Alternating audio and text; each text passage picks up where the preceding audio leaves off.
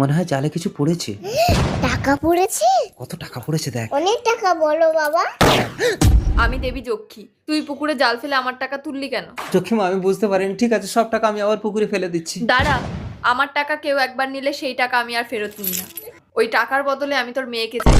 বাবা, না না জক্ষি দেবী, প্রয়োজনে তুমি আমাকে নিয়ে নাও, দয়া করে আমার মেয়ের দিকে নজর দিও না। এই নে, তোকে আরো টাকা দিলাম, আজ সন্ধে আমি তোর মেয়েকে নিয়ে নেব। জক্ষিমা কোথায় গেল? চলো না, আমরা এখান থেকে পালিয়ে যাব। কি হয়েছে, তুই কাঁদছিস কেন? ঠিক আছে, তোর মেয়েকে আমার কাছে দে, আমি ওকে আমার ঘরে নিয়ে গিয়ে রাখবো। আর তুই বাড়ি গিয়ে ওই টাকায় কোনো মূর্তি শিল্পীকে দিয়ে অবিকল তোর মেয়ের মতো একটা মূর্তি বানিয়ে রাখবি। লাল বাবা ঠিক বলেছে।